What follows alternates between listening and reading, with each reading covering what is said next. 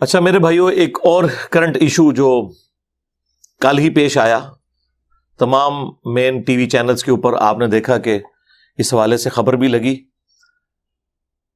جیو پہ بھی یہ نشر ہوئی، اے آر وائی کے اوپر بھی، دنیا کے اوپر بھی، بلکہ جو جی این این نیوز ہے انہوں نے تو مجھے لائیو لیا تھا کل شام کو 7 سے 7:30 پروگرام، اس میں نے اس پہ ورڈکٹ اپنی دے دی تھی۔ لیکن چونکہ اس پلیٹ فارم سے ہم اس طرح کے ایشوز کو ڈسکس کرتے ہیں، ننکانہ صاحب کے اندر ایک چھوٹے سے قصبے کے اندر، وارٹن نام ہے اس کا، وہاں پر ایک شخص کو موب نے جو ہے وہ پولیس اسٹیشن سے چھڑوا کر خود ہی جج بنتے ہوئے اس پہ مقدمہ چلا کے اسے مارا، اور نہ صرف مارا بلکہ اسے بالکل ننگا کر کے روڈ کے اوپر گھسیٹتے ہوئے لے گئے۔ لاش کو بھی آگ لگا دینی تھی، اس وقت خیر پولیس نے کسی طریقے سے قابو پا لیا، ظاہر ہے وہ پولیس نے قابو ہی پانا تھا، اب تو کام کچھ بچا ہی نہیں تھا۔ اینڈ پہ یہ لوگ اس طریقے سے پہنچتے ہیں، اور اس کے اوپر الزام تھا توہین مذہب کا۔ اس چیز سے قطع نظر کہ اس نے کوئی توہین کی ہے یا نہیں، اصل چیز یہ ہے کہ یہ جو رویے ہیں اس قسم کے، ان کا اب کیا لینا دینا اسلام کے ساتھ؟ پوری دنیا تو اسلام کو اس حوالے سے ملائن کرے گی، سیدھی سی بات ہے۔ آپ کو پتا ہے سری لنکن ایک تھا یہاں پہ ملازم سیالکوٹ کے اندر، اس کے ساتھ جو کچھ ہوا اور بعد میں سزائے موت بھی ہوئی ان لوگوں کو جو اس میں انوالو تھے، کئی لوگوں کو قید بھی ہوئی، لیکن اس کا کوئی سبق نہیں سیکھا۔ کچھ عرصے بعد میاں چنو کے اندر بھی ایک واقعہ ہوا، وہ ایک پاگل شخص تھا جو قرآن کے اوراق کو آگ لگا رہا تھا، اسے قتل کر دیا گیا، بعد میں پتہ چلا کہ وہ تو پاگل تھا۔ اب مجھے بتائیں ایک پاگل شخص کے اوپر کون سی شریعت اپلائی ہوتی ہے؟ صحیح بخاری کے اندر یہ تعلیقاً روایت ہے، سنن ابن ماجہ میں پوری سند موجود ہے۔ سیدنا عمر نے اپنے دور کے اندر ایک پاگل شخص کے اوپر حد جاری کی تو حضرت علی نے کہا کہ اے امیر المومنین، اس شخص پہ آپ حد نہیں جاری کر سکتے، کیونکہ 3 لوگوں سے اللہ تعالیٰ نے قلم اٹھا لیا ہے شریعت کا۔ نمبر 1 جو مجنون ہے، نمبر 2 سویا ہوا شخص، اور نمبر 3 جو چھوٹا نابالغ بچہ ہے۔ تو حضرت عمر نے اپنا ڈیسیژن واپس لیا، اور یہ پوری حدیث سنن ابن ماجہ میں حضرت علی نے ہی رسول اللہ سے بھی روایت کی ہے صلی اللہ علیہ وآلہ وسلم۔ تو یہاں تو یعنی کچھ پتہ ہی نہیں چلتا۔ جوڈیشری کا نظام اس لیے ہوتا ہے تاکہ یہ پتہ چلے کہ کسی شخص نے اپنی ذاتی دشمنی نبھائی ہے اس بندے کو مارنے کے لیے، توہین مذہب کا سہارا لیا ہے، یا واقعتاً اس شخص نے کوئی ایسی توہین کی ہے۔ پھر ہر طرح کی توہین مذہب جو ہے وہ ایک طرح کا رزلٹ نہیں رکھتی کہ آپ نے اسے دنیا سے ہی ختم کر دینا ہے۔ کئی ایک جرائم ہے جن کے اوپر تعزیر ہے۔ اب یہ تو جوڈیشری کا، قاضی کا کام ہے۔ اب اگر کوئی یہ کہے کہ جی یہاں تو قانون انصاف کرتا نہیں ہے اس لیے ہم قانون ہاتھ میں لیتے ہیں، تو میرے بھائی اگر یہی بات مان لی جائے تو یہ تو بڑا خطرناک رزلٹ نکلے گا اس کا، کیونکہ جتنے اہل حدیث ہیں وہابی، وہ بریلویوں کے نزدیک گستاخ رسول ہیں۔ تو پھر ٹھیک ہے، بریلویوں کو اجازت دے دیں کہ وہ قانون ہاتھ میں لیں اور وہابیوں کا خاتمہ کرنا شروع کر دیں پاکستان سے۔ اسی طریقے سے جتنے بریلوی ہیں اور دیوبندی ہیں اور شیعہ ہیں، وہ وہابیوں کے نزدیک مشرک ہیں، وہ کہتے ہیں یہ تو اللہ کے گستاخ ہیں، ہم پر تو نبی الاسلام کی گستاخی کا الزام یہ لگا رہے ہیں، یہ تو اللہ کے گستاخ ہیں، وہ تو ان کو بھی ختم کر دیں گے۔ اس کا تو اینڈ ہی کوئی نہیں ہونا۔ اور اکثر آپ دیکھیں گے جاہل قسم کے لوگ جنہوں نے کبھی جمعے کی نماز بھی نہیں پڑھی ہوتی، کانوں میں ان کی بالیاں ہوتی ہیں، ہاتھوں میں انہوں نے کڑے پہنے ہوئے ہوتے ہیں، ان سے آپ کلمہ سنیں، نماز سنیں، انہیں نہیں، لیکن وہ سب سے آگے ڈنڈے اٹھا کے نا مارنے والوں میں اور گاڑیاں توڑنے والوں میں، بینک لوٹنے والوں میں وہ لوگ شامل ہوتے ہیں، اور نعرہ لگا رہے ہوتے ہیں لبیک یا رسول اللہ۔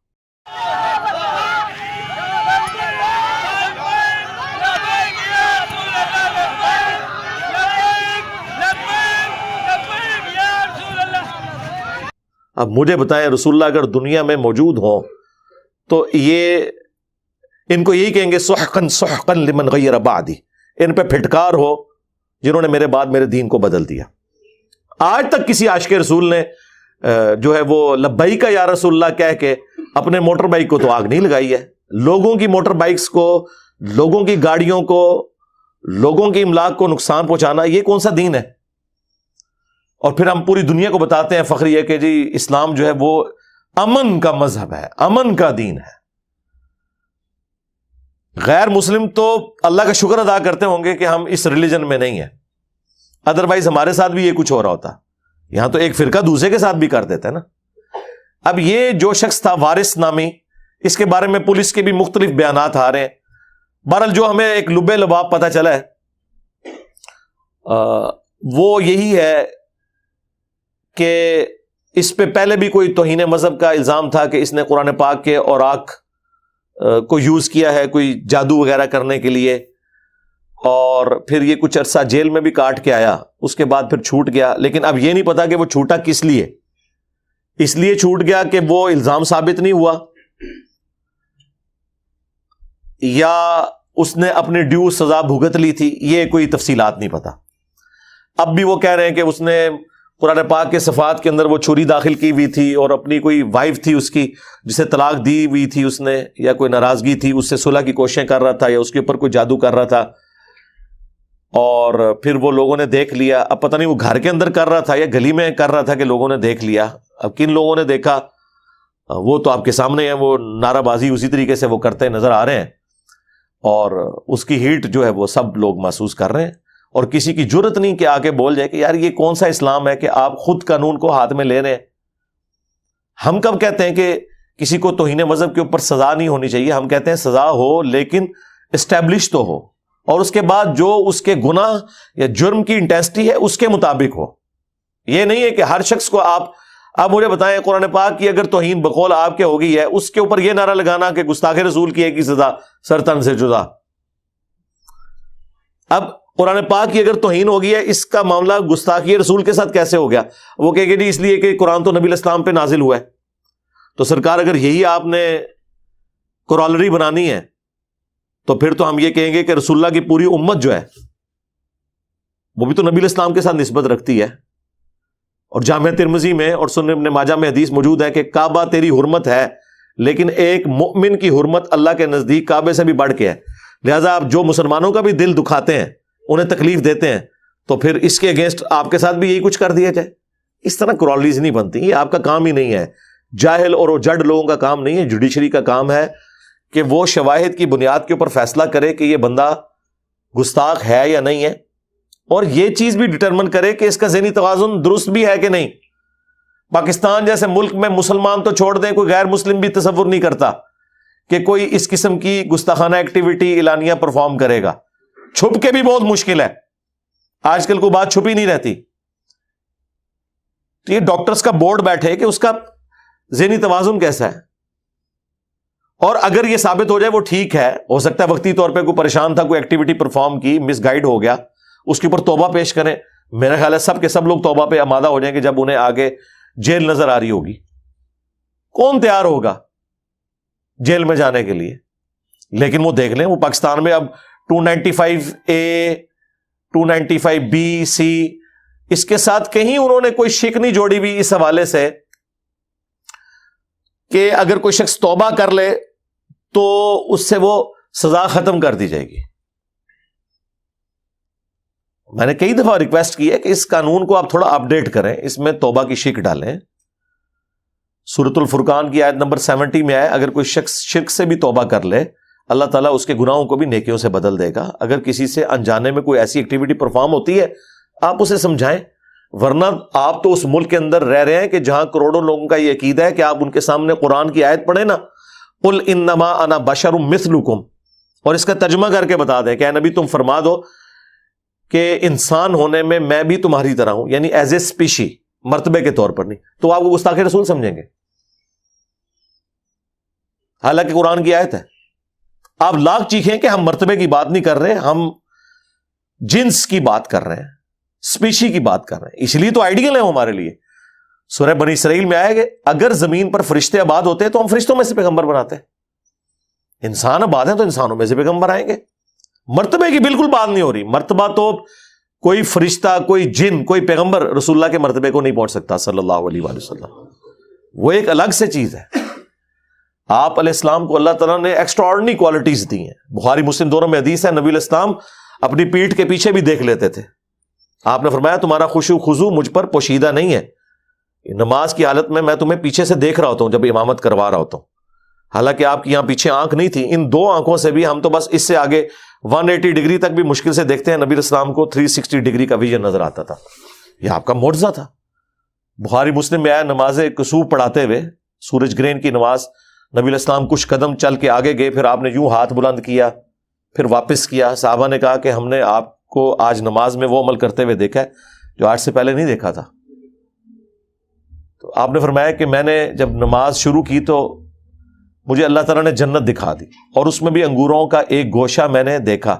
میں نے ارادہ کیا میں تمہارے لیے توڑ لوں, اور اگر میں توڑ لیتا تم ہمیشہ اسے کھاتے رہتے, کیونکہ جنت کی نعمتوں کو فنا نہیں ہے. آپ ایک دانہ توڑیں گے دوبارہ دانہ اگائے گا, کیونکہ جنت میں نہ صرف انسانوں کو موت نہیں بلکہ جنت کی کسی نعمت کو بھی موت نہیں ہے. جیسے ہی دانہ آپ کھائیں گے نیا دانہ اس کی جگہ اگائے گا, اسے موت نہیں آنی. تو پھر نبی علیہ السلام نے فرمایا میں نے ارادہ ترک کر دیا. اب دیکھیں جنت 7 آسمانوں کے اوپر, آپ علیہ السلام کا مبارک ہاتھ زمین پہ کھڑے ہوئے وہاں پہ پہنچ گیا, دیکھ بھی لیا. تو نبی علیہ السلام کے مرتبے کو کوئی بھی ڈسکس نہیں کرتا اس حوالے سے, وہ تو آپ چھوڑ دیں.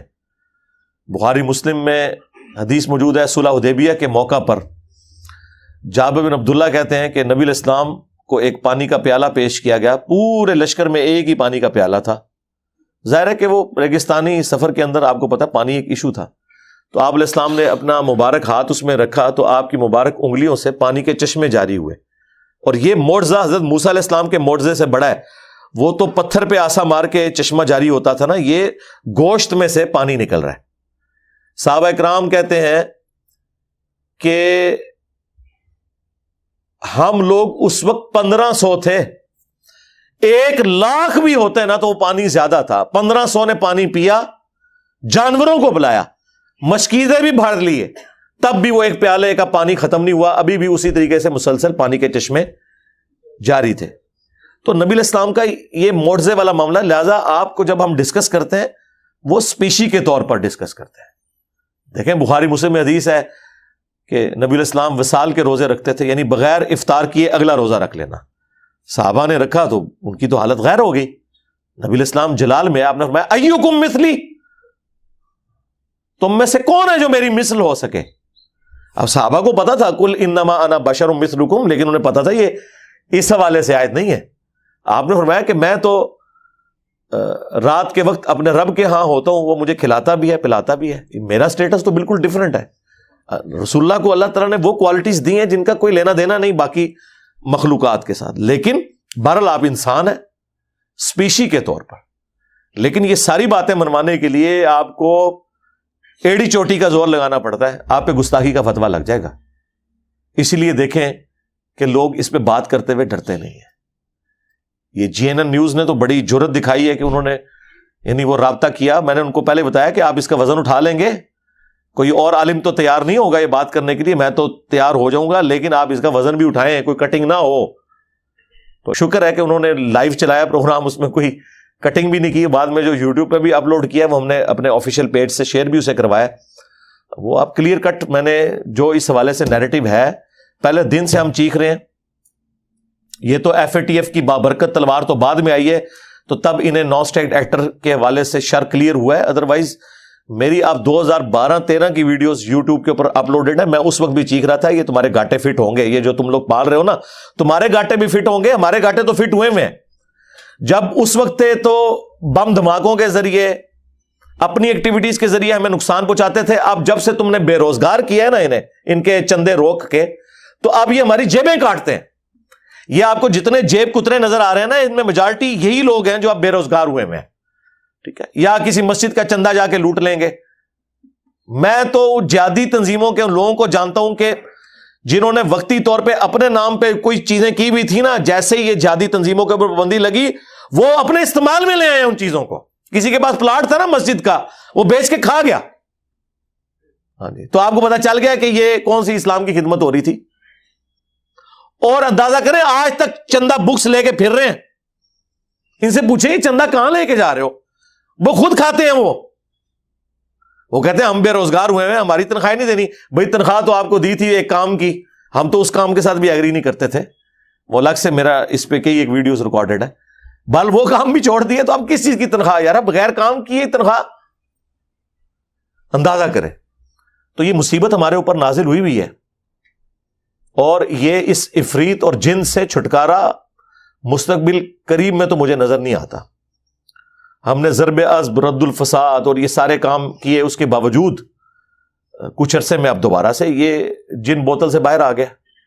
ظاہر ہے کہ میرے بھائی، جب آپ اپنے پولیٹیکل گینز کی خاطر وقت کی پولیٹیکل گورنمنٹ کو کمزور کرنے کے لیے دھرنے دلوائیں گے تو وہ دھرنے تو دے دیں گے، وہ تو بےچارے اپنی کاز میں مخلص ہوں گے، آپ انہیں یوز کر رہے ہوں گے اور اپنا مقصد بھی ان سے پورا کر رہے ہوں گے، لیکن کل کو جب وہ واپس جائیں گے نا تو وہ آپ کے قابو سے بھی باہر نکل جائیں گے۔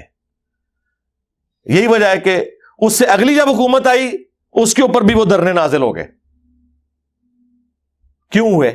ظاہر ہے جب آپ کسی کو پالتے ہیں، ان کو سپورٹ کرتے ہیں، پھر وہ اس وقت بھی آ جاتے ہیں جب آپ نہیں چاہتے کہ اب نہ آئیں گے، وہ کہتے ہیں یہ تو ہم ڈیسائیڈ کریں گے۔ کراچی میں آپ دیکھ لیں، ایک لسانی بنیاد پہ بنی ہوئی جماعت کتنا بڑا عفریت بن گئی تھی، پھر ہماری ریاستی اداروں کی قربانیوں کے بعد وہ کسی حد تک جن قابو آیا۔ پھر بعد میں پھر عوام سے یہ کہنا کہ جی ہم لوگ قربانیاں دے رہے ہیں اسٹیٹ کے ادارے، تو قربانیاں اس لیے دے رہے ہیں کہ آپ کے بڑوں کا یہ خبیث پودا جو لگاتے تھے نا آپ لوگ، وہ آپ ہی کو کاٹنا ہے، یہ ہم نے نہیں لگایا ہوا پودا۔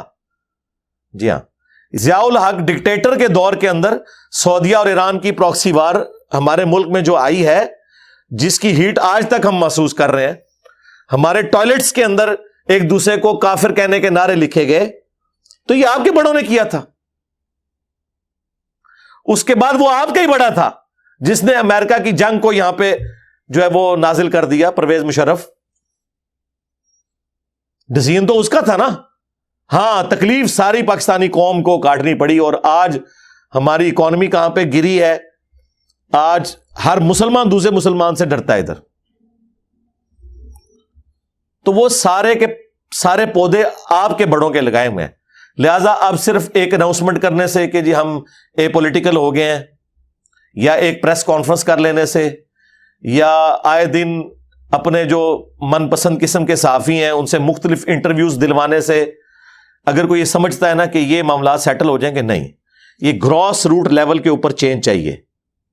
اچھا، باقی لوگ تو رونا روتے ہیں نا، وہ کہتے ہیں جی سولوشن بتائیں، سارے رونے ہی روتے رہتے ہیں، جی ہم سولوشن بتا رہے ہیں۔ سولوشن یہ ہے کاؤنٹر نیریٹو لانچ کریں، اور یہ کاؤنٹر نیریٹو 1800 علماء کا وہ پیغام پاکستان لکھنا کوئی کافی نہیں ہے، اس سے کوئی فرق نہیں پڑنا، وہ کوئی نہیں پڑھتا نہ اس کو کوئی مانتا ہے۔ یہ ان علماء کو آپ نے پبلکلی پروڈیوس کر کے سوشل میڈیا کے اوپر، مین میڈیا کے اوپر ان سے بیانات دلوانے ہیں ویڈیوز میں، جن کی یہ جائز اولادیں ہیں، وہ کبھی بھی آ کے بیان نہیں دیتے، کبھی کنڈیم نہیں کرتے۔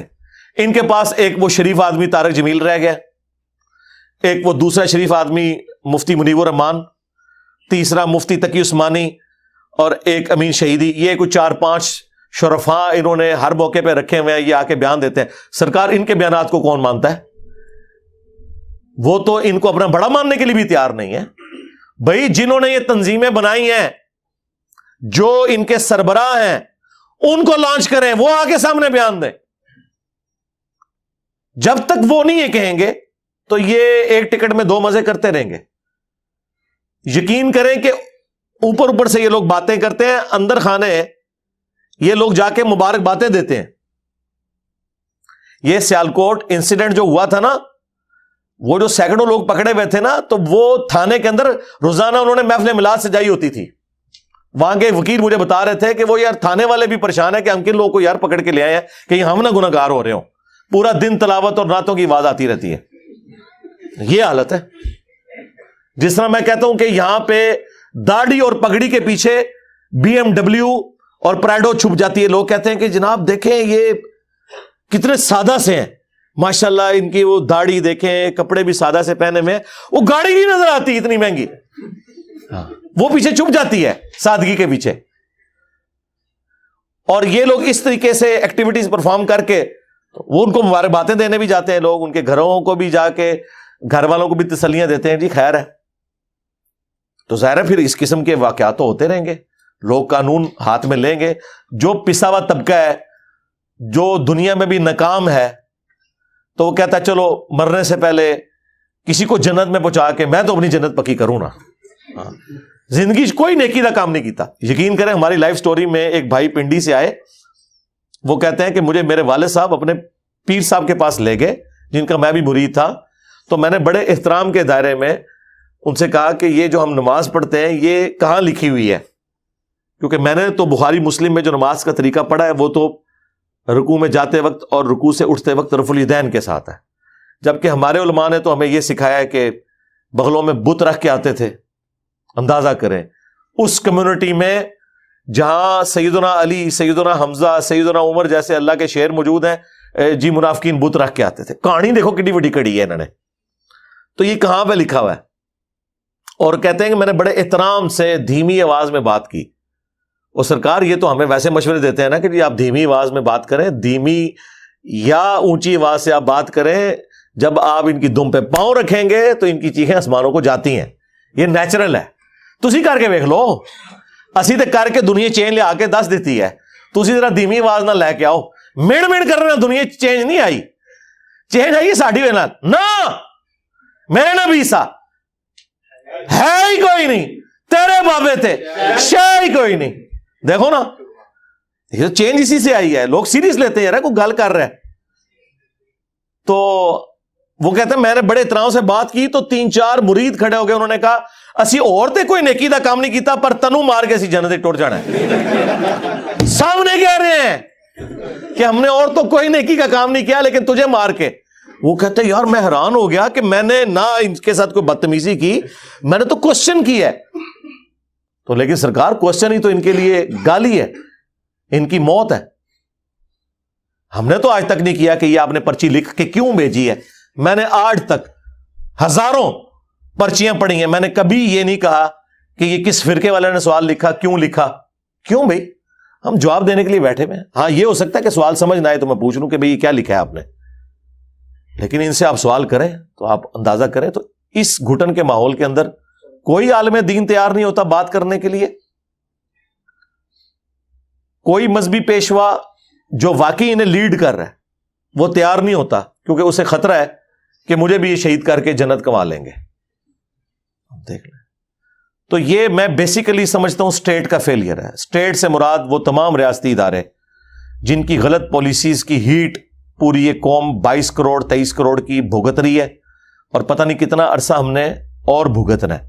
ہاں جب کبھی ایک واقعہ ہوتا ہے تو اچانک آپ کو عدلیہ بھی حرکت میں نظر آئے گی اور کیسز بن جائیں گے, FIR درج ہو جائے گی. الٹیمیٹلی کبھی میڈیا میں وہ ٹاپک ڈسکس ہی نہیں ہوتا. اور بھائی اس طرح کے ٹاپکس بار بار میڈیا میں ڈسکس ہونے چاہیے. ہونا چاہیے کہ اب یہ جو واقعات اس طرح کے وقتاً فوقتاً نکلتے ہیں, اس کے بغیر بھی جو پرانے واقعات تھے اس کی پروسیڈنگ بتائیں عوام کو کہ کیا نکلا اس میں سے. ایک دفعہ نہیں بار بار بتائیں کہ اتنے لوگ جیل میں, اور جیل میں جا کے کیمرے میں دکھائیں کہ وہ جو ذلت کاٹ رہے ہیں نا ان کے انٹرویوز دکھائیں کہ انہیں پتا چلے کہ یہ انجام ہوتا ہے اس کا. قیدیوں کے صرف انٹرویوز آ جائیں نا, میں کہتا ہوں دنیا سے کرائم ختم ہو جائے. 24 گھنٹے ایک جیل میں ایک کمرے کے اندر کاٹنا جس میں مشکل سے آپ ٹانگیں سیدھی کر سکیں, ایک چھوٹے سے کمرے کے اندر 15-20 بندے آپ کے ساتھ ہوں اور ٹوائلٹ بھی الگ سے نہ ہو, ایک کونے میں سیٹ لگی ہوئی ہو اور اس میں کوئی پردہ بھی ایسا نہیں ہوتا, 1 یا 1.5 فٹ کی چھوٹی سی دیوار ہوتی ہے, باقی سب کچھ نظر آ رہا ہوتا ہے, اور جو مچھروں کی اماجگاہ وہ بنی ہوتی ہے, اور جو کھانا وہاں پہ آتا ہے, توبہ توبہ توبہ, آپ سوچ بھی نہیں سکتے. وہ آپ کبھی وہاں پہ جا کے فزیکلی دیکھیں تو آپ کو اندازہ ہو جائے کہ ایک دن رات کاٹنا. اور پھر آج کے دور میں جب آپ انٹرنیٹ کے بغیر آپ کی سانس نہیں صحیح طریقے سے بحال ہوتی تو وہ کچھ تو وہاں پہ نہیں ہوگا. اس لیے دیکھ رہے ہیں نا آپ جو کل تک دھمکیاں لگاتے تھے, جو بھی نکلتا ہے جیل سے کیسے رو رہا ہے. ایک تو ہمارے جیلم کے ہیں جن کو ہم بڑا فخریہ سمجھتے تھے, بڑے دلیر ہیں. میں اکثر کہتا تھا یار یہ بندہ نظریاتی کہاں سے ہو گیا ہے, یہ کہاں ڈیموکریٹک ویلیوز کی بات کر رہے ہیں؟ ہمیشہ یہ لوگ ڈکٹیٹرز کی گود میں بیٹھتے ہیں. آج انہیں ڈیموکریسی اور ٹرو ڈیموکریٹک ویلیوز یاد آ گئی ہیں کہ بیٹھے بٹھائے ان کے اوپر کس طریقے سے کوئی اثرات ہو گئے ہیں. تو وہ آپ کو نظر آ گیا, روتے ہوئے نکلتے ہیں. 2-3 دن نہیں یہ لوگ کاٹ سکتے, اور آپ دیکھ لیں ان کی حالت کیا ہوئی ہے. اور اندر جو حالت ہے وہ چھوڑ دیں, وہ اندر والوں سے آپ پوچھیں کہ وہاں یہ کتنا پیٹ سے آپا ڈال کے بیٹھے ہوئے ہوتے ہیں, باہر نکل کے جو مرضی بات کریں, لیکن وہ آپ کے سامنے ہے. تو یہ باتیں ہم جس وقت کرتے تھے اس وقت تو اسٹیٹ کی پالیسی یہ نہیں تھی. اسٹیٹ کی پالیسی تو 2015 میں جب پہلی دفعہ ڈی جی ISPR نے آ کے تو پبلکلی نان اسٹیٹ ایکٹرز کے خلاف بولنا شروع کیا, اور پھر آہستہ آہستہ اس وقت بھی خیر ڈبل گیم ہی یہ چل رہی تھی ان کی. اصل میں مسئلہ اس وقت خراب ہوا جب یہ ڈان لیگز اور FATF والا ایشو آیا, تو پھر انہیں پتا چلا کہ نہیں بھائی یہ 2 نمبری آج کے دور میں نہیں چل سکتی.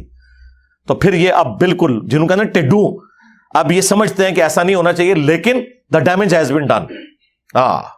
وہ بگاڑ اس بڑے لیول کا ہو چکا ہوا ہے کہ وہ آپ تو بسترے کو چھوڑنا چاہ رہے ہیں, بستر نہیں چھوڑ رہا تھا انہوں, ٹھیک ہے, وہ چھوڑنے سے تیار نہیں ہے. تو اس کے لیے طریقہ یہی ہے کہ جو کچھ بھی ہے ان کے جو بڑے سرغنہ ہیں ان کو پکڑیں, ان سے بیانات دلوائیں, اور گراس روٹ لیول کے اوپر یہ معاملات کو درست کریں. ہمارے اسٹیٹ کے اداروں میں بھی ایسے لوگ بیٹھے ہوئے ہیں جو انہی فرقوں سے بلانگ کرتے ہیں, انہی جماعتوں کے وہ اراکین ہیں, اور وہ خود انجوائے کر رہے ہوتے ہیں.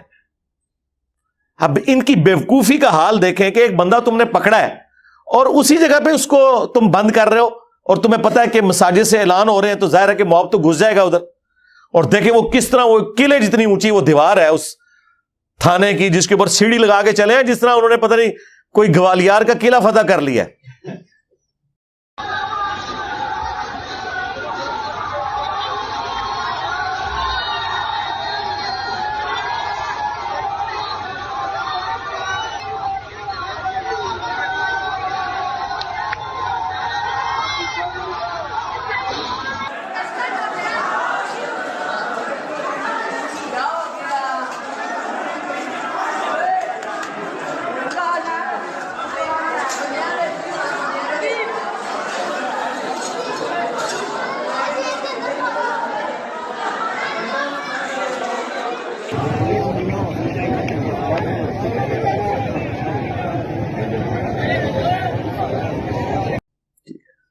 اور اندر جا کے انہوں نے اس کو, اور ایسے موقع پہ تو پولیس سائڈ پہ ہو جاتی ہے, کیونکہ یہ جو عام ڈسکشن میں آپ کو پولیس والے کہتے ہوئے نظر آئیں گے, وہ کہتے ہیں جی دیکھیں تنخواہ زندہ بندے کو ملتی ہے, مرے ہوئے کو نہیں ملتی.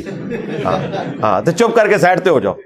اور یہ حقیقت بھی ہے کہ پولیس والوں کو وہ فیسلٹیز اور وہ ساری چیزیں نہیں ملتی ہیں جو فوجیوں کو ملتی ہیں, لیکن فوجیوں کو بھی جو کچھ ملتا ہے نا, وہ بھی اس لیول کی کبھی بھی کمپنسیشن نہیں ہے جو ریکوائرڈ ہے. ظاہر ہے وہ تو نہیں ہو سکتی. تو اس لیے پولیس والے تو سب سے پہلے ادھر ادھر ہوتے ہیں اپنی جان بچانے کے لیے. تو یہاں پہ لوگ آ کے بات کر رہے ہیں آپ نے کچھ نہیں کیا. جی جناب, یہ جو آپ کہہ رہے ہیں نا آپ نے کچھ نہیں کیا, آپ بھی ہوتے تھے کچھ نہیں سی ہونا. جب پورا گاؤں اکٹھا ہو کے آ جائے تو تھانے والے کیا کریں گے؟ ہونا یہ چاہیے تھا جب انہوں نے بندہ وہ پکڑا تھا زندہ حالت میں, تو اس کو وہاں نہ رکھتے کہیں اور لے جاتے. یہ ان کی ٹریننگ کا حصہ ہونا چاہیے. لیکن انہیں ہر واقعے کے بعد یہ لوگ آ کے اعلانات کرتے ہیں, معطل کر دیتے ہیں اپنے آفیسرز کو, الٹیمیٹلی پھر وہی رزلٹ نکلتا ہے اور پھر واقعہ ریپیٹ ہو جاتا ہے. یہ واقعات رکنے کوئی نہیں. میں یہ آپ کو بتاؤں یہ معاملات اسی طریقے سے چلتے رہیں گے. پاکستان میں توہین مذہب کا الزام لگا کے لوگ اپنی ذاتی دشمنیاں بھی نبھا لیتے ہیں. ہمارے کئی اسٹوڈنٹس ہیں جو ریورٹ ہوئے نا, ان کو باقاعدہ انہی تنظیموں نے فون کر کے کہا ہے کہ اگر آپ لوگ واپس فرقے میں نہیں آئیں گے تھے پھر پتہ جنا سی الزام تھے, پھر لا لینے تو انہوں پتہ ہے, خود کہہ کے جھوٹے الزامات. اور اگر سچا بھی ہو تب بھی جوڈیشری کا کام ہے. یہ کسی ریاستی ادارے کا کام نہیں ہے کہ حب الوطنی کے نام کے اوپر کسی کو غدار وطن کہتے ہوئے غائب کر دیا جائے. یہ کسی مذہبی تنظیم کا کام نہیں ہے کہ کسی کو توہین مذہب کا الزام لگا کے گستاخ رسول, گستاخ صحابہ, گستاخ اہل بیت کا فتویٰ لگا کے تو اس کے اوپر کوئی ایکٹیویٹی پرفارم کر دی جائے. ورنہ میں نے آپ کو بتایا کہ ہر فرقے والا دوسرے فرقے کو گستاخ سمجھتا ہے. اگر آپ نے چیک کرنا ہے, لوگ تو کہہ رہے ہوں گے انجینئر صاحب ایسے جذباتی باتیں کر رہے ہیں, ٹرو پکچر جو ہے وہ پاکستان کی ایسی نہیں ہے, آپ اچھی پکچر پیش کریں. کیسے پیش کریں ہمیں نہیں پتا, ہم تو بھگت رہے ہیں. اگر کوئی کہتا ہے ایسا نہیں ہے تو سرکار میرا چیلنج ہے, آپ کسی وہابی کی مسجد، اہل حدیث کی مسجد میں لبیک یا رسول اللہ کا بینر لگا کے بتائیں، ٹائم قیامت تک جے کر کے دسو. اور کسی بریلوی کی مسجد میں یا اللہ مدد، صرف اور صرف یا اللہ مدد کا بینر لگا کے بتائیں، پھاڑ دیں گے. جو ایک دوسرے کے بینرز ایکسپٹ کرنے کے لیے تیار نہیں ہے، جس پہ نام انہی ہستیوں کے لکھے ہوئے ہیں جن کو وہ خود مانتے ہیں، تو دوسروں کو کہاں پہ وہ موقع دیں گے کسی غیر مسلم کو؟ چھوڑ دیں. یہ حالات بہت بگڑ چکے ہیں اور ہر دفعہ ہم رونا رو کے اٹھ جاتے ہیں، لیکن پھر وہ واقعہ ریپیٹ ہو جاتا ہے. تو یہ سزائیں ان کی ہونی چاہیے. اور اسلام کی روح سے اگر آپ ایکسٹرا جوڈیشل ایکٹیویٹی پرفارم کرتے ہیں، خواہ آپ مجرم کو بھی ماریں، تب بھی آپ کے اوپر جو قانون لاگو ہونا ہی ہونا ہے. ہاں، چاہے وہ مرنے والا مجرم تھا یا نہیں تھا، چونکہ آپ نے قانون ہاتھ میں لیا لہذا آپ کے ساتھ ہونا چاہیے. وہ سن لیں کیا ہونا چاہیے. میں تو یہ کہتا ہوں کہ جو کچھ یہ سری لنکن کے ساتھ انہوں نے کیا تھا وہ تو اسٹیبلش ہو گیا تھا نا کہ وہ بے گناہ تھا، تو ہونا ہی چاہیے تھا. جو لوگ پکڑے ہیں نا، تو سورۃ المائدہ میں اللہ تعالیٰ نے فرمایا کہ نفس کے بدلے نفس، ہاں، آنکھ کے بدلے آنکھ، ناک کے بدلے ناک، کان کے بدلے کان، اور ہر زخم کے بدلے اس کے لیول کا زخم. یہ بدلہ ہے. جو کچھ انہوں نے اس سری لنکن کے ساتھ کیا تھا یا میاں چنو میں اس پاگل شخص کے ساتھ کیا تھا، وہ کچھ ان کے ساتھ ہونا چاہیے تھا. پھر بدلہ اترنا تھا، پھر ڈیٹرنس ہونی تھی. لوگ تو کہتے ہیں اسلامی سزائیں بڑی سخت ہیں. اسلامی سزائیں سخت نہیں ہیں، یہ ڈیٹرنس کے لیے کہ سزا ایک کو ہو، عبرت ساروں کے لیے بن جائے.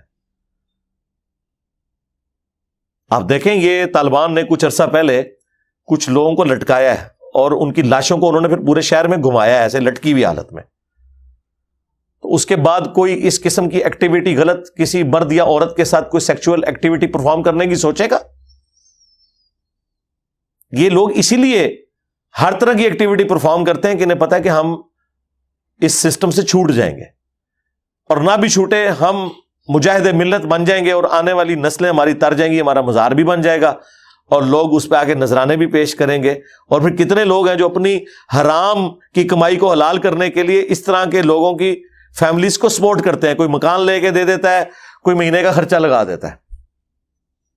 تو غریب آدمی اس طرح کی ایکٹیویٹی کر کے جنت میں وہ کیوں نہ جائے؟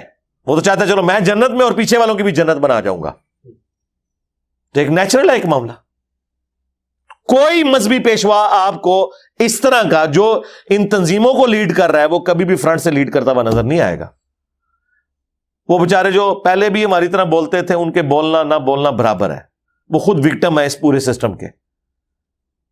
ان سے بیانات دلوانے سے کچھ نہیں ہونا. تو اب بھی موقع ہے ہم اپنا قبلہ درست کریں اور ان کو قرار واقعی سزا دیں. ادروائز میں آپ کو بتاؤں یہ معاملات بگڑتے جائیں گے اور اس کے آگے کوئی بند باندھ نہیں سکے گا. اب بھی دیکھیں ہر بندہ ڈرتا ہے بات کرتے ہوئے. کوئی بندہ آ کے یعنی کوئی ایک جملہ لکھتے ہوئے بھی ڈرتا ہے کہ یار کہیں میرے اوپر الزام نہ لگ جائے. تو مجھے بتائیں جس قوم کی حالت ہو کہ آپ اصلاح کے لیے کوئی جملہ لکھیں، کوئی ویڈیو اپلوڈ کر دیں تو الٹا وہ اس کو چھوڑ کے آپ کے پیچھے پڑ جائیں، تو اس قوم کی پستی کا آپ اندازہ اسی سے لگا لیں. اسی لیے میں اپنے بھائیوں کو، اپنے دوستوں کو کہتا ہوں کہ یار آپ لوگ اس لیول پہ نہ اتریں. میں ہوں نہ چلتی پھرتی 302. ہاں میں تو اپنا آپ پیش کیا ہوا ہے. ہاں اللہ کے فضل سے میری ویڈیو شیئر کروائیں. ہاں جنہوں مسئلہ ہے نا میرے نال مسئلہ ہوئے، ٹھیک ہے نا. میں تو تیار ہاں کہ میں تھوڑے نال سنگ پھسایا ہوا ہے اللہ کے فضل نال. لیکن جو علماء ہیں جو چندے بٹور رہے ہیں، پھر حکومتی امن کمیٹیوں میں جا کے کھانے بھی کھاتے ہیں، ان سے تو حکومت کا کام ہے نا کہ ان سے بیان دلوائے. وہ تو اس سسٹم کے بینیفیشری ہیں نا. ادروائز ٹھیک ہے ان کے مدرسے، ان کے چندہ بکس بین کی جائے، انہیں نان اسٹیٹ ایکٹر ڈکلیئر کیا جائے. ورنہ دیکھ لیں گوروں نے تو آپ کے اوپر FATF کی تلوار لٹکا دی ہے. اب آپ GSP پلس جو سٹیٹس ہے وہ آپ کا وہ دیکھ لیں، وہ سسپینڈڈ پوزیشن میں کھڑا ہوا ہے. اور یہاں کہتے ہیں نہیں کوئی فرق نہیں پہنتا جی، اگر آپ سے قرضہ مانگیں گے تو کوئی مسئلہ نہیں، انہوں کو آیا جے گوری. یہ لیول ہے ان لوگوں کا. ابھی تنخواہوں کے لالے پڑے ہوئے ہیں. لوگ کہتے ہیں تنخواہیں نہ ملی. جی آج سرکاری ملازمین کی تنخواہیں بند ہو جائے نا، فوج کی اور باقی اداروں کی، تو جب ان کے پاس تنخواہ نہیں ہوگی، مارکیٹ میں آ کے کون سیل پرچیز کا کام کرے گا؟ یہ مارکیٹ میں جو کاروباری لوگ ہیں ان کا کاروبار بھی ختم ہو جائے گا. ایک پورے کا پورا ایک سرکل جڑا ہوا ہے نا اس کے ساتھ. اس لیے ان معاملات کو سیریس لیں. دنیا میں کوئی بھی ہماری کسی بات پہ یقین کرنے کے لیے تیار نہیں ہے، صرف ہمارے غلط رویوں کی وجہ سے.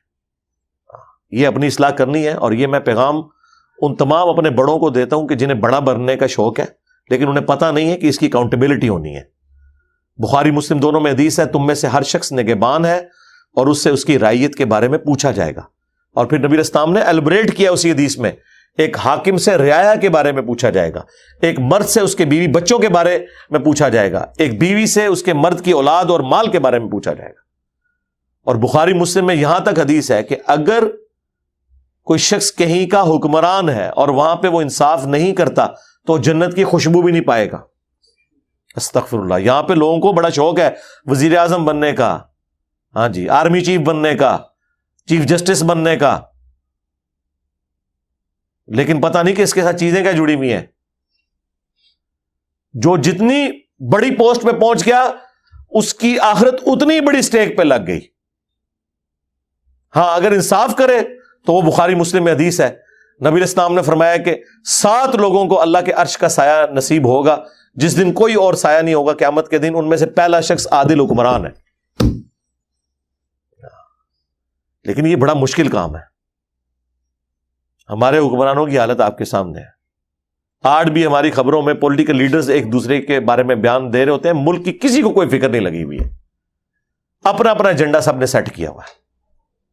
تو ہم دعائی کر سکتے ہیں اللہ تعالیٰ اس ملک کے حال کے اوپر رحم فرمائے، پورے عالم اسلام پر رحم فرمائے، اندرونی اور بیرونی خطرات سے محفوظ فرمائے. صلو علی محمد و آل محمد، اللہم صلی علی محمد وعلی آل محمد واصحاب محمد وازواج محمد اجمعین الی یوم الدین. آمین.